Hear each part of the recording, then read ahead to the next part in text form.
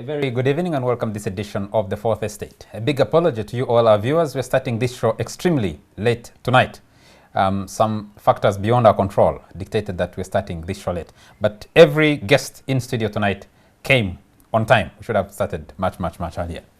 Today is exactly 105 days since President Museveni was sworn in for this, his 5th term. Others count it as his 7th term, which means the first 100 days of what he has called Kisanja Hakuna Mchezo. There are very many versions of this. I don't know if it's because of our little love for Kiswahili. Some people have called it Kisanja Mchezo. Others call it Kisanja na Mchezo. Others call it Kisanja cha Mchezo. Those are the versions I've had. But it also means that President Museveni has been in power in this country for the last 11,055 days, 11055. If you take the time he took the first oath on 29th January 1986 to today, 28th August 2016, he's been in power for 11,055 days. We'll not get lost discussing the first 100 days of President Museveni. We'll discuss practice, what he has in terms of policy, in terms of actual delivery, and the promise of transformation. To discuss that tonight, let me start with Onapito Ekomloit, Corporate Affairs Director of Nile Breweries SAB Miller, and a permanent panelist on the show. Ona, always a pleasure to be with you here. Charles, and nice to meet my old colleagues. You guys were in the same parliament at some stage. Let me introduce the others first. the Honorable Simon Mulongo was until recently Member of Parliament representing Bubulo East constituency. Simon, very nice to be with you. Good evening, viewers. We also have the Honorable Beatrice Berungi Chiraso. She was a Member of Parliament representing Kabarole District and most recently served at the East African Community Affairs. Actually, served after retiring from the East African Community Affairs, where you are Deputy Secretary General in charge of the political desk. You served with the UN? With the UN Economic Commission for Africa. Commission.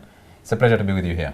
Thank you and good evening, viewers. And Ivan Okuda, who is a student at Makerere University Law School and a journalist working with the Daily Monitor. Very nice to be with you. Thank you, Charles. Profoundly humbled. I think, Charles, to see members of the 6th Parliament here aging gracefully shows that was the real Parliament of Uganda.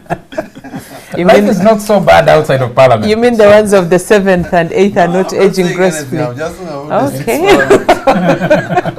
So all of you served in the 6th Parliament? Yes. The two of us. The two of you. And Simon? Constituent Assembly. Constituent Assembly. Very nice to be with you here. Now, let me start with you, Ona, on this question. Is it even fair that we can start a discussion, can have a discussion of the 100 days of President Museveni when he is been in power for 11,055 days? Well, I think why it's fair is this term was considered the toughest for the president in terms of getting it initially.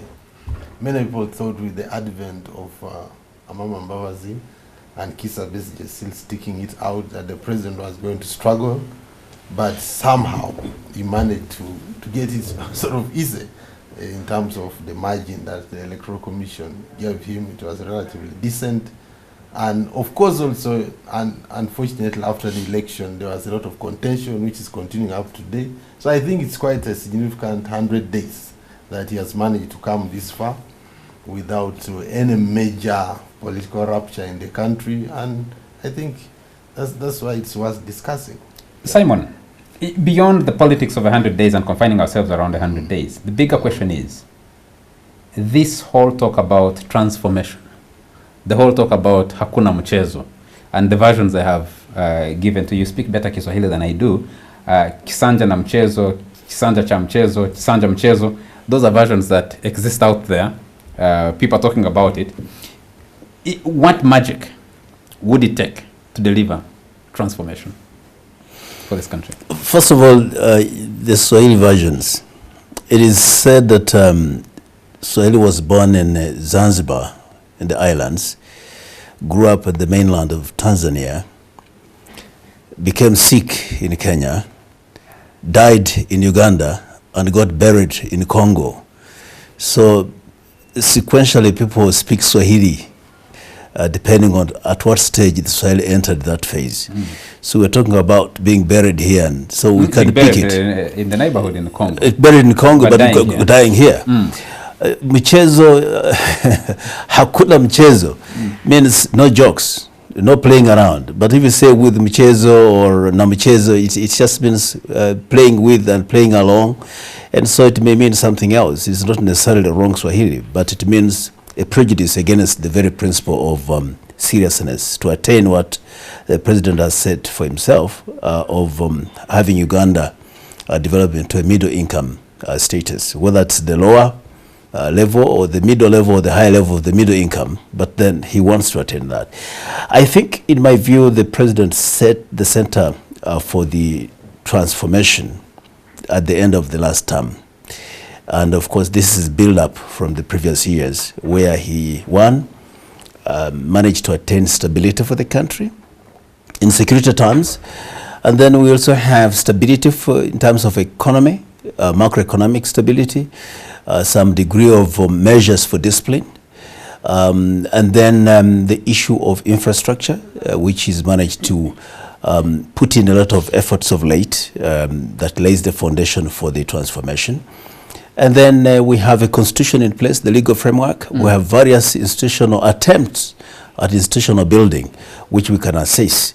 So I think on the whole, when he took over office this time round, and he says hakuna mchezo, it means he has to reinvigorate and seriously pursue issues he set for himself in the previous term.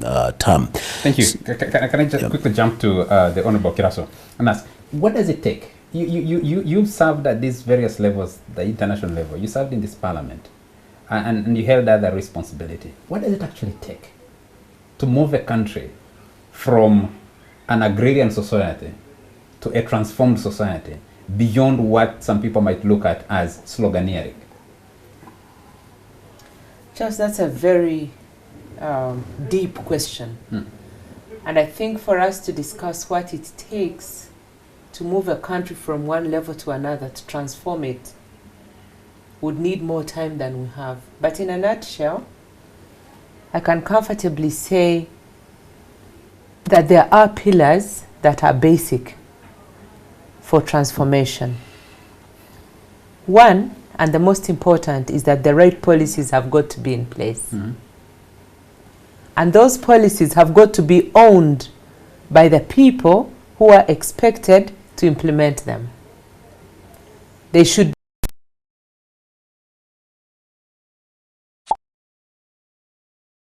the different portfolios at ministerial level, the civil servants who do the footwork, but more importantly, the population.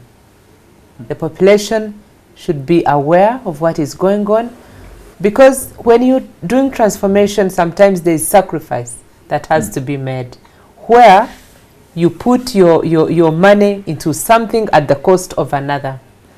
So the population should be aware so that they are a bit patient.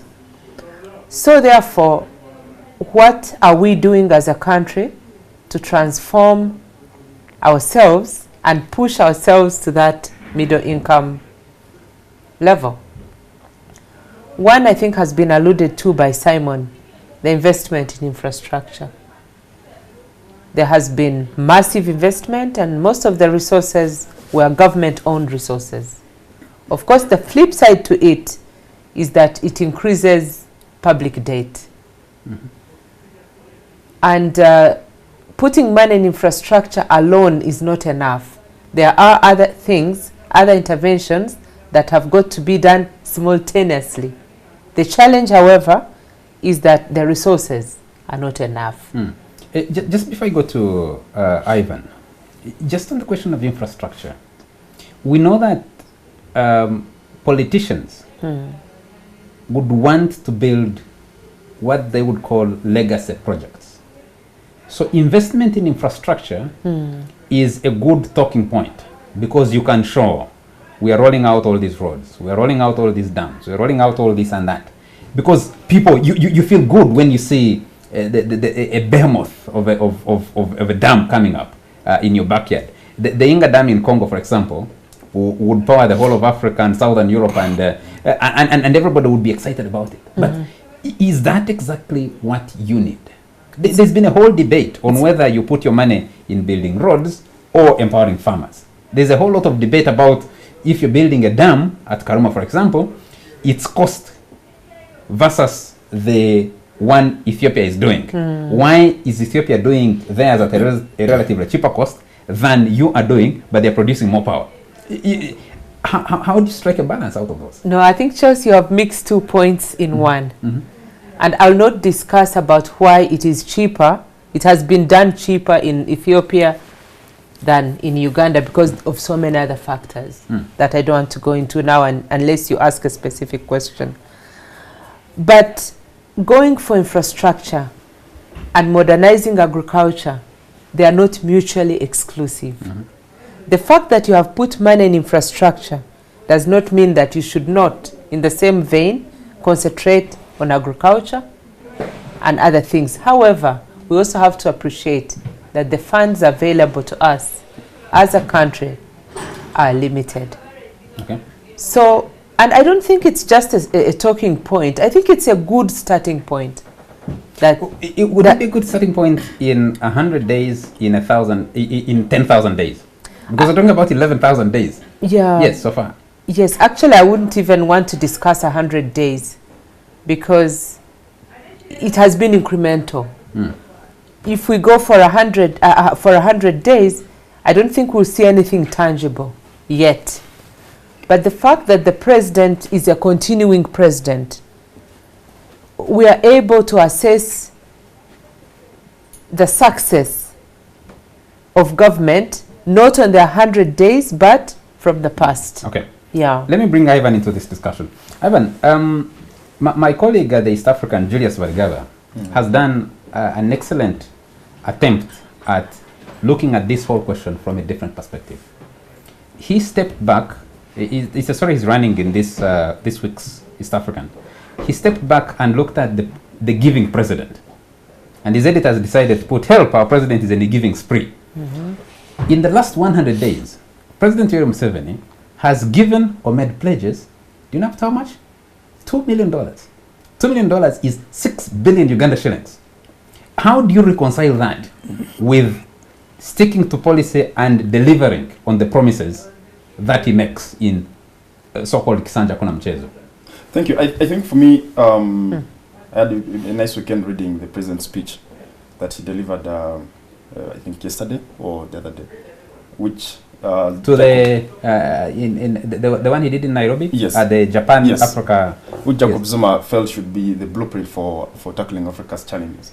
But the thing that stands out in the president's speech is the argument, a very, very spot-on argument he makes, that part of the problem we have is to look at Africa's problems at the level of diagnosis and prescription from a very narrow and sometimes segmented view. And he thinks we should be doing that in totality. And just to use the president's own parameter, I think we make a mistake if we assess his performance in just 100 days, while forgetting that he, like the Honorable Beatrice said, is a continuing president. He is not a Magufuli who has just come into Tanzania and he has a lot of legroom to do the transformative aspects of governance that new leadership accords him. So a discussion on Mr. Museveni's first 100 days is essentially a discussion on his 30 days in power. And whether 30 years in power. 30 years in power. Whether that is a discussion of challenges or successes or promises that have not been met, that discussion essentially takes you back to the last 30 years of Uganda under Mr. Museveni. And I think Kisanja Kuna Mchezo is essentially the usual dose of slogans. In 1996, the NRM manifesto theme was tackling the challenges ahead. And in 2001, consolidating the achievements. In 2006, it was prosperity for all. In 2011, prosperity for all, : better service delivery. in 2016, you're speaking of a manifesto that speaks to taking Uganda to modernity through job creation. And I think for me, that should be the litmus test. If in the last 100 days, the NRM administration under Mr. Museveni has actually put in place the infrastructure at the level of policy, at the level of budgetary allocation, at the level of legislation, that is in tandem with their own manifesto. The promises made in the manifesto. Yes. But if you look at the budget, the national budget, for example, 7 strategic objectives, 2016, 2017. The first strategic objective is security and defense. The last strategic objective is enhancing efficiency in government management. You do not, the national budget strategic objectives do not connect with NRM's theme in terms of the manifesto.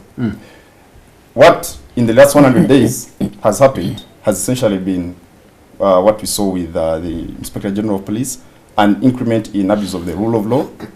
We've seen with proposals to amend the Land Act, and I think the Land Acquisition Act. Maybe that's part of the sacrifice the Honorable Kerasa was talking about. The people must be able to make some sacrifices. Yeah, possibly. The painful sacrifices to achieve transformation. Yeah, so in a nutshell, I think it's really a continuation of false prophethood, because false prophets work on throwing around slogans that speak to your everyday realities and challenges. But whether that actually takes you to the promised land is a different conversation altogether. We'll come back to that discussion after a very short commercial break. We'll be right back.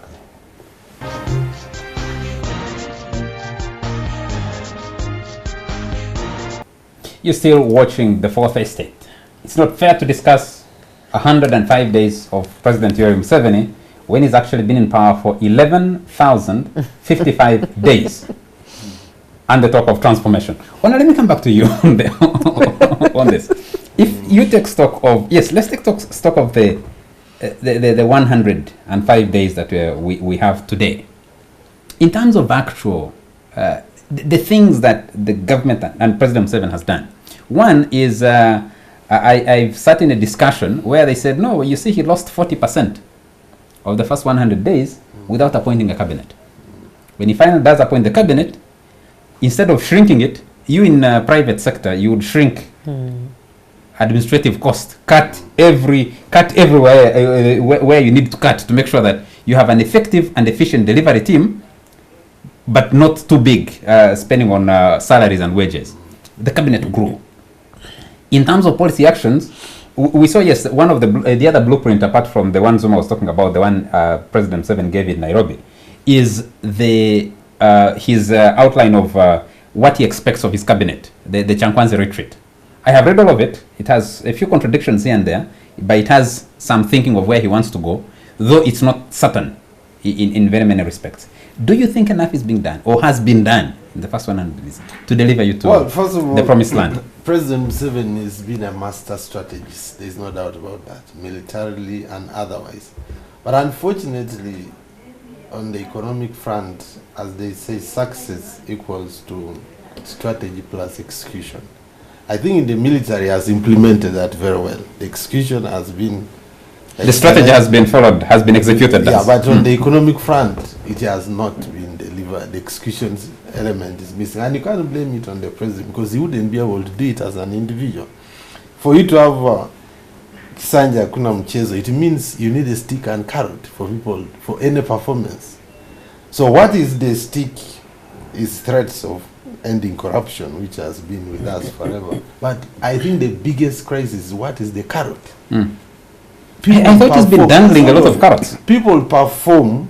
I always joke that if you cannot lie on your bed in the night and worry about an issue without someone telling you to worry, then it's not going to happen. So how many government bureaucrats are right now tossing on their beds worrying about Uganda, the issues that have been articulated in Chankwas and what have you? I doubt there are many, if there are any. So one of the reasons why they don't worry is because the issue of adequate motivation has not been solved in terms of getting people performance that is backed by reward and lack of performance that is backed by lack of reward. If there is any policy this country needs now is you need a truly performance-based pay, and the idea of permanency in the public office has to end, because there is no motivation to do. If your office is there, most of the public servants are like our typical peasants. You just wake up to go to your garden, it will always be there for you until you die. So the offices are there. Not if you health work at Nakauka Health Center. And that's now an extreme case where the president clearly is saying that the system is not self-propelling. So how can he run to every hospital across the country to make it work? It's impossible. So for me, my position has been simple. There isn't adequate pressure on the public officers to deliver, and there is also no adequate motivation to deliver. Simon, yes. let me come to you. Pulling of stunts. Nakauka is a stunt. You go there, find some hapless health workers, and announce you have fired all of them. You say, let me take these ones, I'll come back with others. Because you've sat and some people there have complained to you. And then you go to, I think the president went, there's another place he went, I remember the name, where he went and said, now I have decided I'll be carrying the money, which I need to give to you. He's giving, yes, he was in Katwe, when he went to meet those and handed over a bag of cash to and welding machines. Then you go to Webaja and you hand over another bag of cash to a fruit circle because they are vending on the roadside. And Uganda National Roads Authority is telling you this is an illegal market. But what are you telling the peasant in Bubulo who is holding a hoe, thinking their transformation is going to come from producing using their hoe? And you're handing over 100 million to vendors in Webaja. I think, first of all, the point we made at the beginning is that really Uganda has set itself to a very good development plan and set targets for itself. And there the president gets a huge credit because really we see where we're going.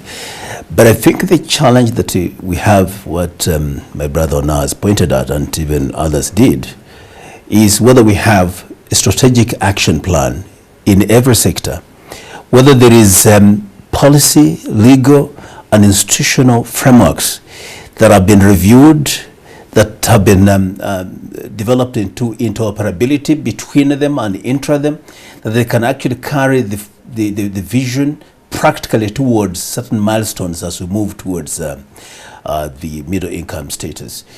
As you can see, and what you're raising is true to some good extent, that it seems there are some frustrations in the institutional and policy setup where the chief executive wants to see things happen his way.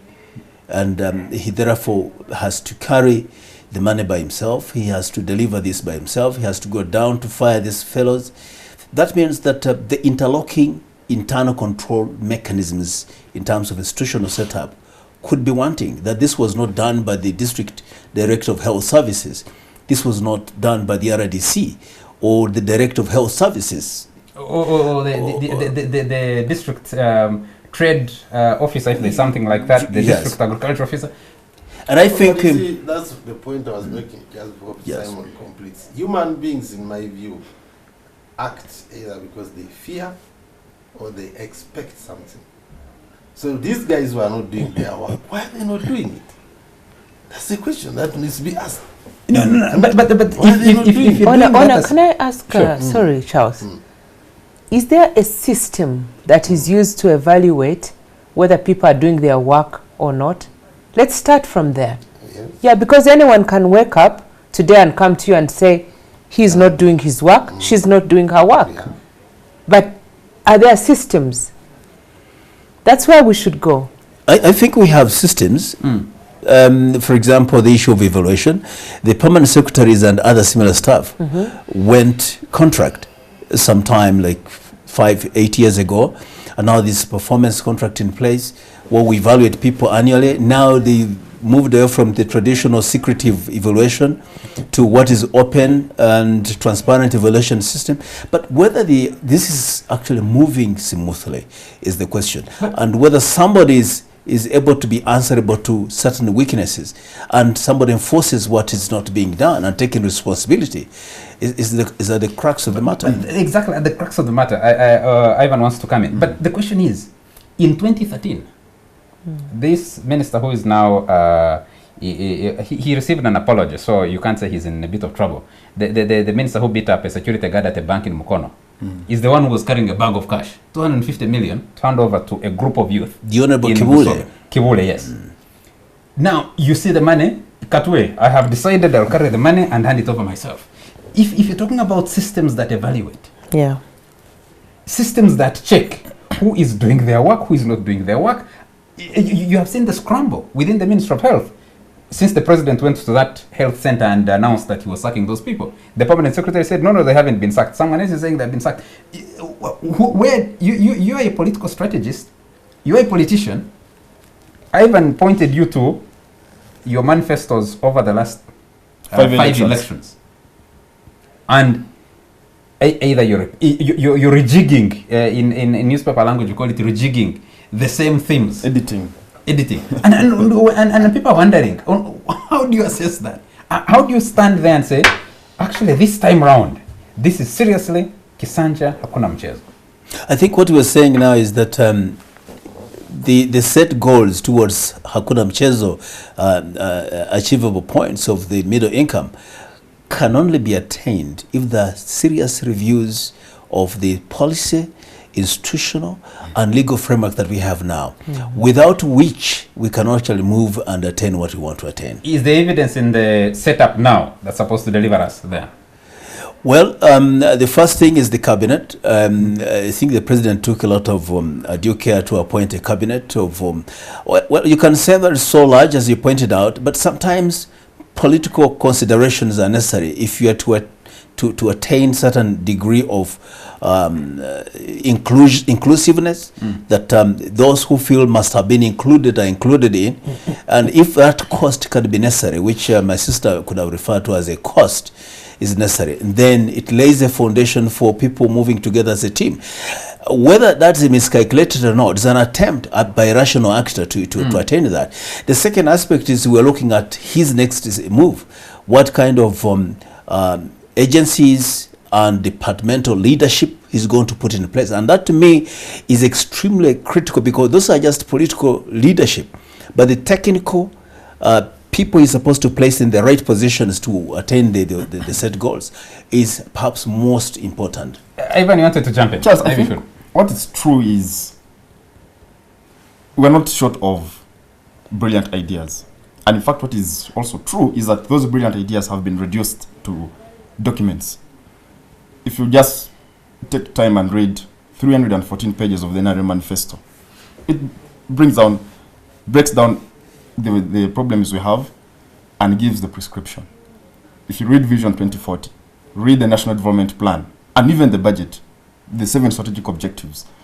In fact, the President's forward in the National Development Plan, in the last paragraphs, speaks to the issue of improving efficiency in the running of government. And if you're looking at 100 days, you just have to look at the cabinet lineup. It is politics, as usual. It is mchezo as usual, as it's been in the last terms. It is, you don't see a radical shift to getting serious people to run these dockets. In fact, the president did give directives to cabinet for the first time in the last 30 years, and expectations within which different ministers must execute their mandates. And that you can see is a step in the right direction. You could see an attempt at being serious with corruption and people taking government programs for granted.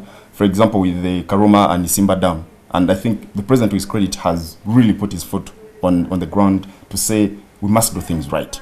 These are some of the country's biggest projects. We can't just let them get to waste. But at the broader level, I think the biggest challenge the president faces is himself and the system, because it's a clogged system. You're stuck with a car in dangerous mechanical condition, in the sense that you have to do everything to keep your power intact. And what that means is more attention, therefore, is paid to keeping the regime in power, as opposed to the service delivery, which is dotted across all the documents that they keep referring to as the policy blueprints. So, because if the Inspector General of Police is under attack, if the security is of the regime, not necessarily the citizen, is under attack, you see how swift and efficient the Museveni administration is. But in this, if you come to the basics of service delivery, health, education, and with all the interventions, you can clearly see from just the last 100 days, it is business as usual. Honorable Karaso, just before I took the break, if you picked one sector, you talked about infrastructure in the first quarter, you picked just one sector and say, if the things we're doing in this particular sector are things that are transformative, are things that would lead us to the next level. Because maybe the president is a prisoner to his 11,000 days, that he needs to be liberated from that. Because you can say all the right things, you can appoint people and tell them you're going to do the right things, but that they will go out and execute them is a different matter. And sometimes it may not be a question of resources. It may just be, I don't know what it would be. Sorry, just before I talk about the sector, which I think will be transformative, I didn't want us to lose sight of some issue you raised about the size of cabinet and the 40 days that the president lost before appointing the cabinet, because I don't think that having a cabinet in place is the solution. And I'm also tying it in with, I think, a point made by Simon on political balancing. I have no problem with political balancing. I have no problem with the people who've been appointed, because most of them, I don't even know them. The fact that the president can move and go to do things which should be done by other people, to me, is an indication that either the people that have been appointed to do work are not doing it, or he does not trust that they will do it, or they have no idea what they're supposed to do. And I think in all the three cases, it's not right. So why did he appoint them? Where did he find them? I don't know. Now, the sector, I think the industrialization, the industrial sector, that's where we should target next. Because the government can then deliberately put in place industries that can spur economic development by adding value, by absorbing these young people who are on the streets without employment.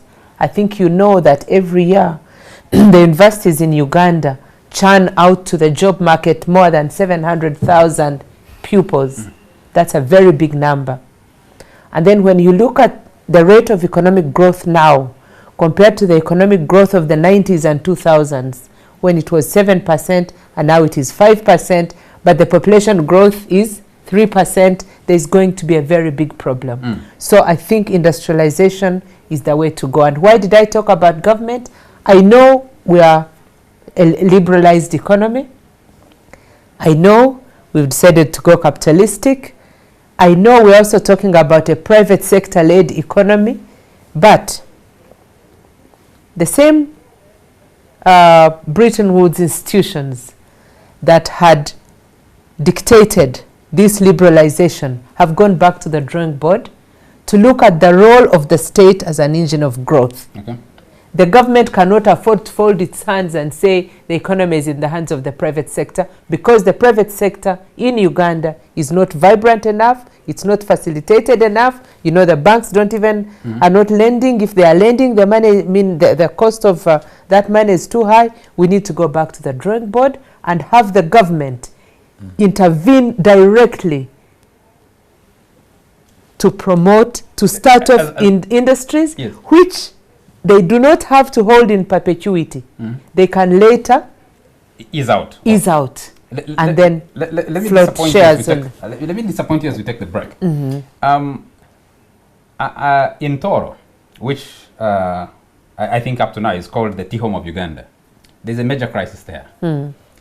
People setting up factories without quarter an acre of green leaf to run those factories. Yes. And without a regulatory authority, bigger players buying every leaf that is available to starve the other factories and setting off competition. And it's a crisis. What happened to the regulatory authorities? It doesn't exist for the tea, especially for tea, it doesn't exist. But the other day, the president was launching a meat processing Plant in Nakaseke. It requires 400 cows per day. It owns 0 cows Thank to you. process in that plant. Yes. So cattle owners, I believe like yourself, are worried, where are these cows going to come? Are they going to come to my farm with my authorization or without my authorization? Is that the way to lead to lead industrialization? But let's take a break. We'll take a commercial break. Welcome back to the last segment of the Fourth Estate. And our line will be open in a moment, and you can call us and share with us your views and opinions of the first 100 days of Kisanja Hakuna Mchezo, President Museveni's 5th elective term in office. You can share with us whether what has been done so far actually is what will deliver this country to transformation and a middle income status. Simon, let me come back to you on this. You launch a factory. It owns 0 cows. And you're saying this is an abattoir that is supposed to process, it requires 400 animals. And people have looked back and said this has actually been the Achilles heel for this government over the last 30 years. You run with what is available today, planning is lost. Beautiful plans on paper, implementation, you run with what is available today. So if you're Minister for Tourism, you think, what is the bigger thing? The other day it was it was the eclipse. Then another time it is Rolex. Now, I don't want to really pour a cold word on the Rolex of my good friend, the young minister. He calls it Rolex. Yes. Now, I thought what my sister Beatrice touched on about looking at industrialization, I think that's very critical. But at the same time, we need to reorg the agricultural sector, modernizing it, revamping it, and ensuring that we have, in terms of linkages, the feeding into the industrial sector. Yeah. Because the question you're raising about this animal, the abattoir that we're launching as a factory, what will be the source of the beef? Are we going to see the prices go up to the extent that people will be rustling cattle between and amongst themselves, and so on? So we need to make sure that we reorg the agricultural sector and ensure that we have a base of the supply of various stocks, if it is coffee, if it is livestock products, if it is whatever it is, so that as we industrialize, we have the source base.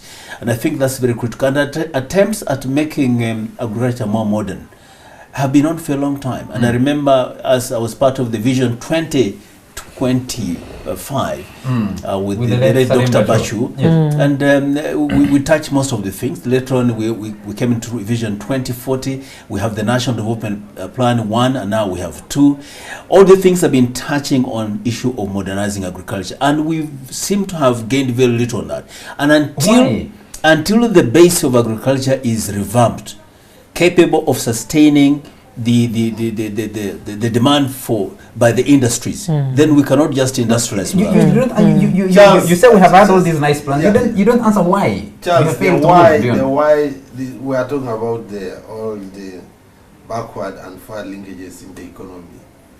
The main driver of industrialization in terms of the forward linkage is market.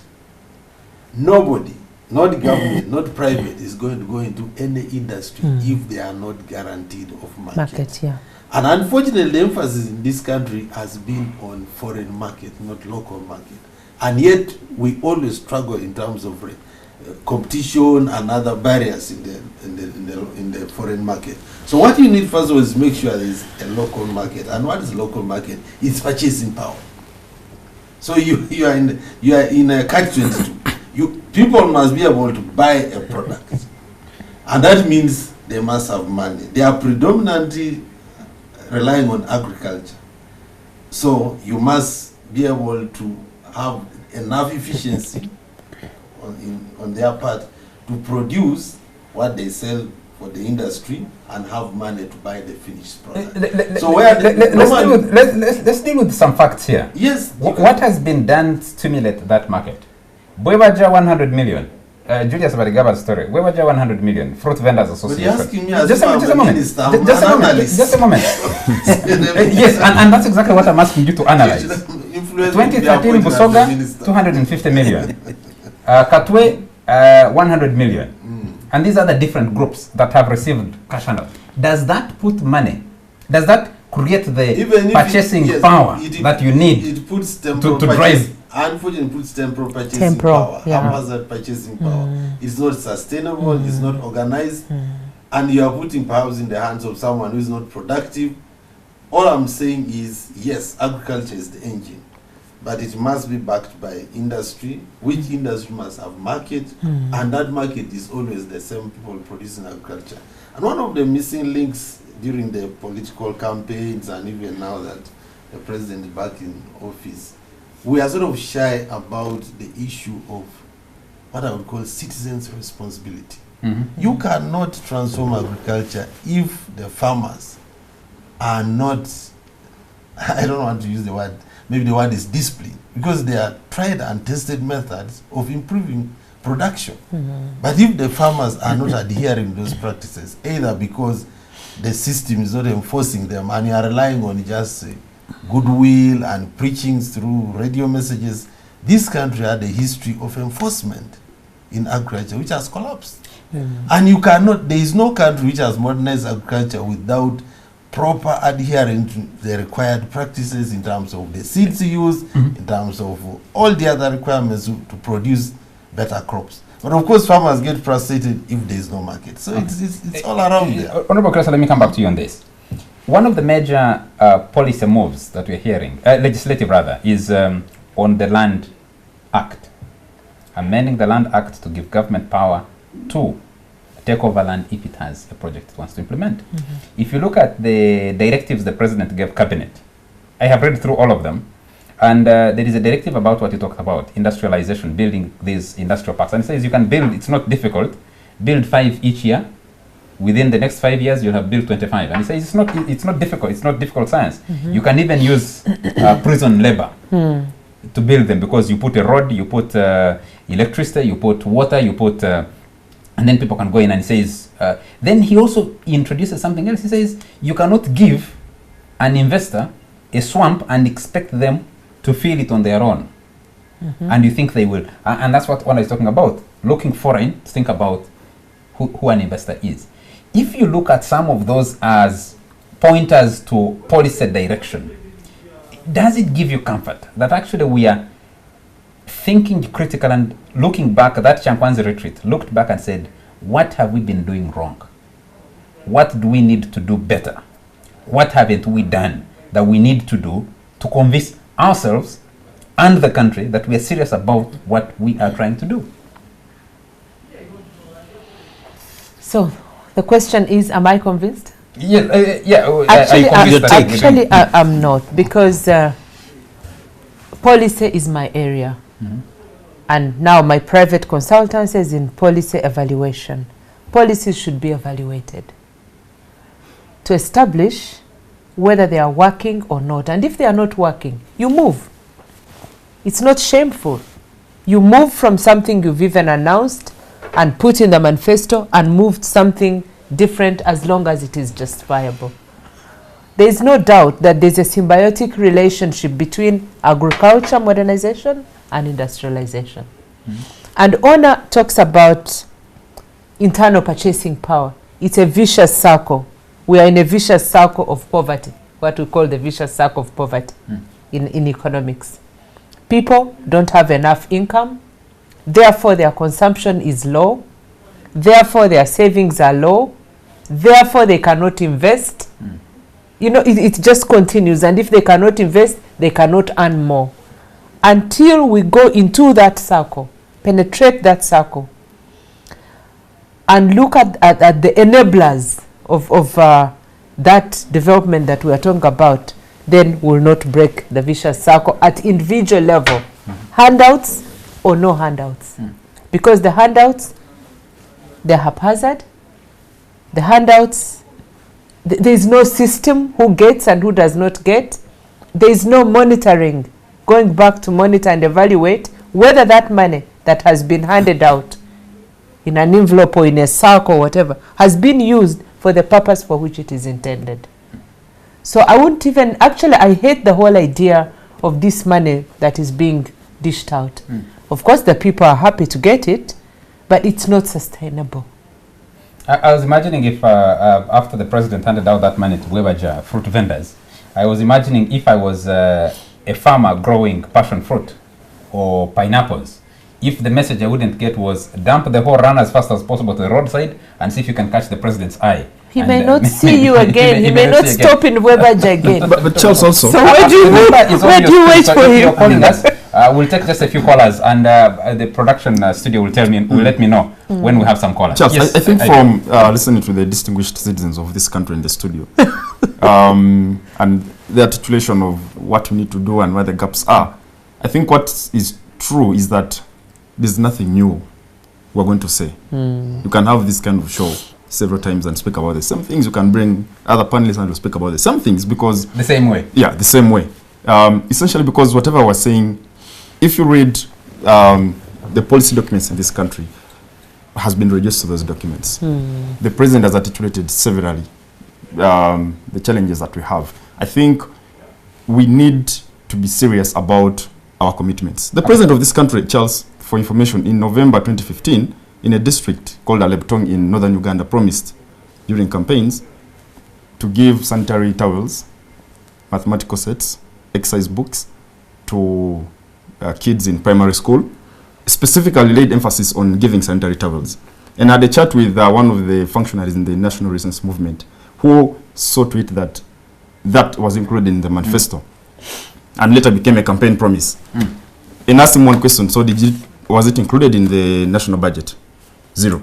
So essentially, what the president and his team did was throw an empty promise to citizens of this country, to the girl child who cannot afford to stay in the education cycle because they don't have sanitary towels. So even at the basic level of decency and respecting your own citizens, that you can afford to throw a promise like that to young children and tell them I'll give you pads, and it's not captured anyway in the policy document. And the country moves on. And the country moves on. And okay. So how do you expect it will always move on? Yes. How do you expect to implement all these brilliant ideas? There will always be tomorrow. So the country will always move on. Let's pick some callers. I understand I have some callers online. Hello. Hello. Hello. Yes. Yes, sir. Your name and where you're calling from? I'm Ingrid Charles calling from Okono. Yes, please keep your question or comment brief. You know what? One thing that Beatrice was trying to say about the issue of policies. The issue of policy is one of the most fundamental things for any country to develop. And now, one thing that perturbs me is when the president always keeps encouraging foreign investors into the country. They flock into the country and there is regulation of which kind of investment are they going to do to the country.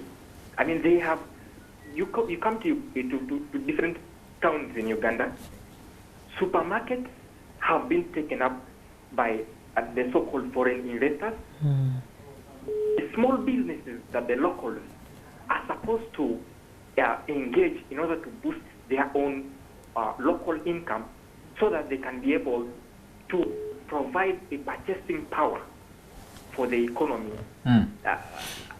So that's the problem. There is no regulation of which kind of businesses are these investors, the so-called foreign investors, involving themselves to when they come to the country. So basically, Charles, what you're asking is, are we actually attracting investors? Or okay, but I think your point is picked. Let me pick another caller. Hello. Hello. Yes, sir. Good evening. Good evening, sir. Your name and where you're calling from? My name is Okai Tony. Yes, Tony. And I'm calling from Nigeria too. Yes, please. First of all, I must thank NTV for this program of Fourth Estate. Thank you. And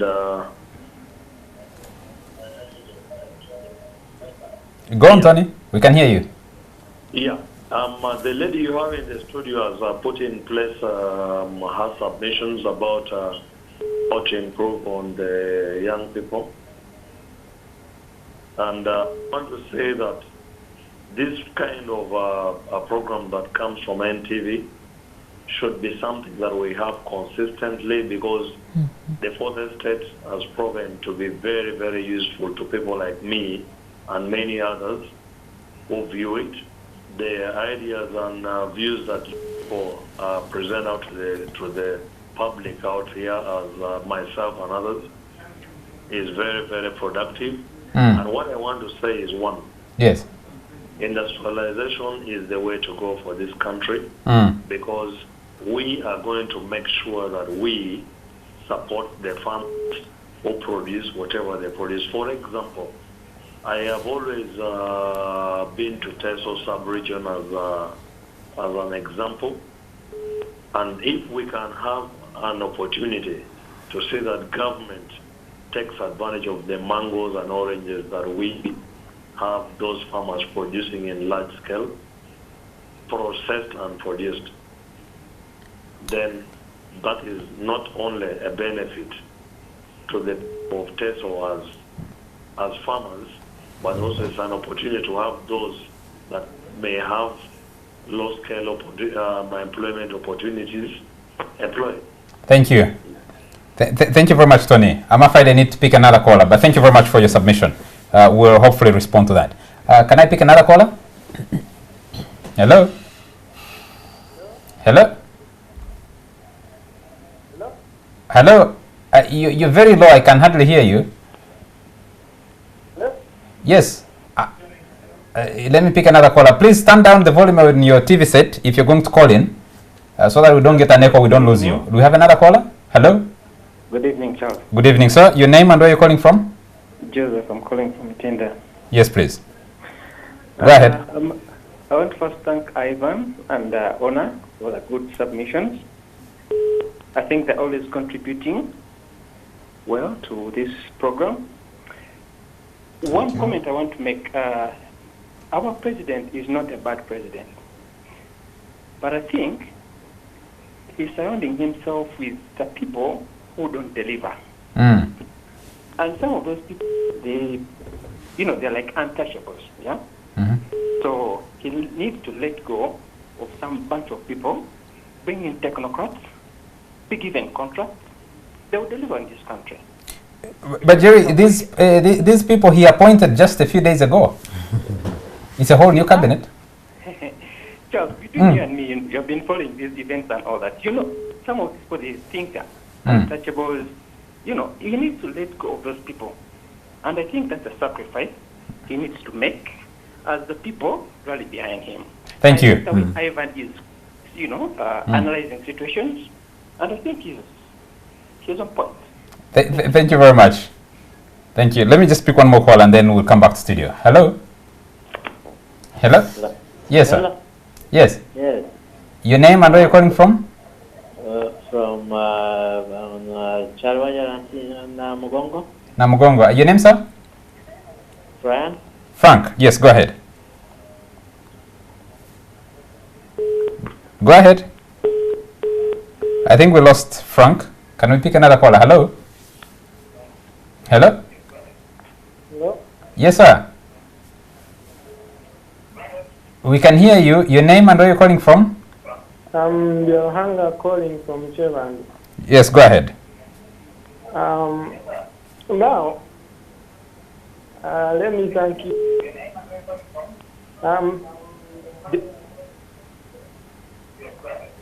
Now, the issue with Uganda is one. We keep pretending to be solving issues that are not in the will of the whole country. We solve only issues for the few. Like? It's only the few who are able to invest, and it's the majority are not able to do. anything. For example? Okay, let's come back to studio because our time is short. We need to get out of here. If we bring back this into studio, I just want to pick one thing, and the Honorable Karaso will pick up the comment from, I think Tony, yes, Tony in Nigeria. Let me just pick this up with the rest of the panelists on the question of the president is not a bad man, but he surrounds himself with people who can't deliver, or bad people. Honor. Yeah, the president is, there's no doubt the president is not a bad man. He wouldn't be with us for 30 years if he was a bad man. He means there are a substantial number of Ugandans who agree with him. But look, I don't think any president in the future will change the situation if we go with the same approach. Fortunately, I was in the government, and I always don't like talk about now that I'm in private sector, and I know what the difference is. I still insist, even if the president appoints which ministers, changes bureaucrats, the mechanism for delivery is the same. It pretends that people are motivated to deliver, they are not. It's putting money for motivation in the wrong places. And then look, to be more direct, you have a lot of money in government spent on things like workshops, foreign travel, and all these, because people are trying to compensate for ridiculously low salaries. Instead of getting that money, which people are getting in wrong ways, and putting into straight pay and demanding that they do the right things, and so moving around in workshops and what have you, nobody wants to address that. Okay. And unfortunately, that system favors only a few people. Exactly. Not everyone. So most people in the government are not really motivated to work. And at the same time, those who don't deliver, there is no mechanism for me, I believe people should be paid for doing something. And those who don't do it should not get. But Ona, the president has watered down that point, because he keeps referring to private schools, especially primary schools, that pay their teachers less, but the teachers actually deliver. Government actually pays some of the teachers higher than private schools do, and the private schools continue to do work. I've heard that argument about private healthcare delivery, private hospitals and clinics paying much less, but actually getting their people to be on duty and to deliver. Actually having government people running away from their jobs, which pay better, to come and offer service on this side. Just my summary is the current system of government delivery cannot work. I'm willing to be here in the next 20 years and we argue about the same thing. It cannot work. Okay. Simon, how can you be good, competent and everything, and always find people who can help you to deliver the job you want to deliver? I think we need to review the setup of the institutions and see, because he's talking about the human resource, motivation and so on. But I also think that we need to review the institutional setup. Some of these institutions seem to be duplicated, or they are doing similar work and they are competing in a wrong direction. They're actually focusing on the targets of deliverables, they're competing amongst themselves for who should get what most and so on. They're actually following up the tasks that are before us. So we need to review that, segregate them, and ensure that they are leaner and capable of following certain milestones which are visible, and work that is supposed to be done in terms of a given period. We measure the output accordingly. If performance, as he said, is not in the line that you're supposed to do, you either justify why you cannot deliver in a manner you're supposed to, or actually you quit. So I think the issue of saying that the people surrounding the president are bad and so on, we should also question the issue of the setup. Is this setup correct? Is it commensurate with our objectives, our set tasks and so on? If they're not, then we review that. And then also the issue of policies. So it's really like the president is a good driver, even as the good passengers, but the vehicle is not capable of. you can't be a good driver if you consider drive a bad vehicle. No, our time is up. We need to get out of it. Let me have your last comment and responding to Tony, and we'll get out of it. I think Tony was appreciating our point on industrialization. And as I said before, agriculture is good, but there's a symbiotic relationship between the two. And before I go a little more on Tony's point, which had earlier been raised, my colleagues are talking about remuneration, human resource, right? What percentage of the population are you talking about in this regard in relation to transformation? How many people are in employment? How many people are earning? Because if we are going to continue discussing here for 20% of the population, then we are missing the point. Because what happens to the 80?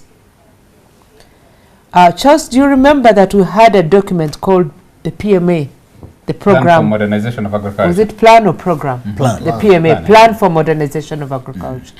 Today, nobody talks about it. We have Operation Creation Wealth. Wealth Creation, rather.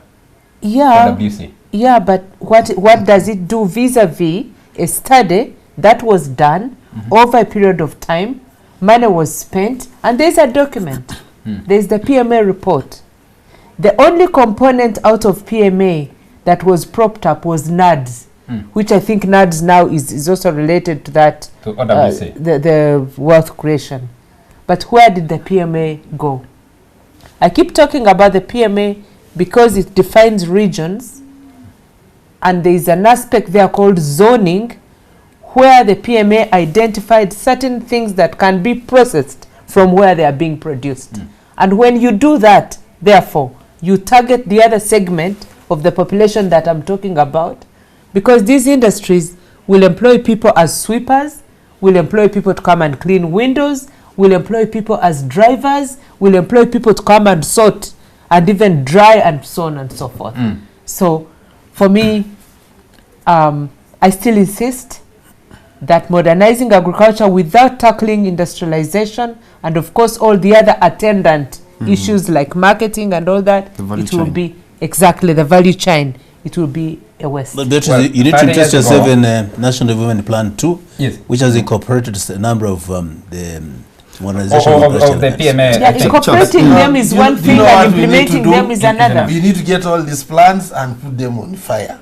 And then On fire. just burn them. And after banning them, that's the president to I just want retire. to I thought synchronize. and a whole new pick the good points and then put them in You one just- new synergize. document. You have a lot of Which good is the points. National You have a Development lot Plan of good too. points that no one follows. 30 years ago. What did you say, Ivan? This is treason. What did you say? You said something. He said send the After president you've to burnt, after you've burnt the documents, simply ask the president to also retire. Because at the end of the day, Charles, You had that opportunity in February. You didn't take it. Yeah. Yes. well, Maybe that's you didn't even vote. again, in response to the caller who said the president is not a bad man, he's simply surrounded. I think that in itself is self-defeating to the extent that you cannot be a chief executive officer of a company. You have deliverables from the board of directors and a working plan within which you execute your daily functions, and you keep blaming an operations manager somewhere, you keep blaming the finance manager somewhere, you keep blaming the marketing officer somewhere. That a serious board, in this case the electorate of Uganda, They would fire you. and the citizenry would fire you the next day. There's no way around it. works in the private sector. So which is I the think, board? And I think his boss board is is a somewhere in Ugandan South Africa.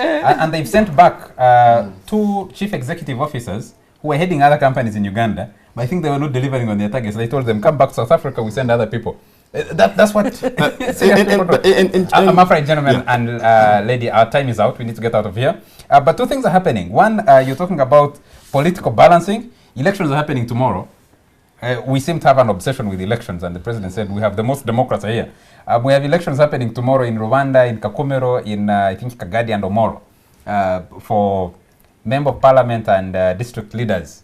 These are newly created in districts. Kabale, one of them is in Kabale is Rwanda. In Rwanda, yes. Rwanda in Yes. Kabale. Kakumero, the other one I don't know, the one in they carved out of Kagadi, of Kibale district, I think it's Kagadi. That's right, Which is Kagadi. Kagadi, which is a new district. And Omoro, elections will be happening tomorrow. So I received a message from my friend Crispy Kahera and said they're out there observing, and they will be keeping us posted on what's happening in those areas. But the other thing is, on Friday, the Justice Stephen Kavuma issued an injunction against the prosecution of the Inspector General of Police, Kale Kaihura, so he won't be appearing in court tomorrow because that injunction it takes effect. For tomorrow's, he was supposed to be telling appearing. someone, Justice Kavuma, if he was your friend, you'd be one of the luckiest human beings because he is extremely loyal. He never disappoints. He's always there for the It depends on friendship. who is friend. It's not just about loyalty. He's the best friend you can dispensing have. Time is up. We need to get out of here. We'll be watching also closely what's Things are happening. happening. He's dispensing Tomorrow- justice. Tomorrow, Yeah. my company will be unveiling a new corporate identity. So I think you You look out for it. That's steady progress. No, there's been discussions with a company called InDev, and so maybe it's in line with that. We'll be watching and He must pay for that space. Of course. No, you Thank you was very talking much. about things which are happening, so I was just adding another. Thank you very much to you all viewers for joining us tonight. Thank you very much, Honorable Kiraso. Thank you very much. Thank you, Ivan. Charles. Thank you, Charles. Thank you very much. Charles. Honorable Bongo. Thank you very much. Thank you very much. And to the production crew, thank you very much for keeping up late to deliver this show to our viewers. And of course, to the viewers who keep up late to watch this show and give us feedback. Have a good night.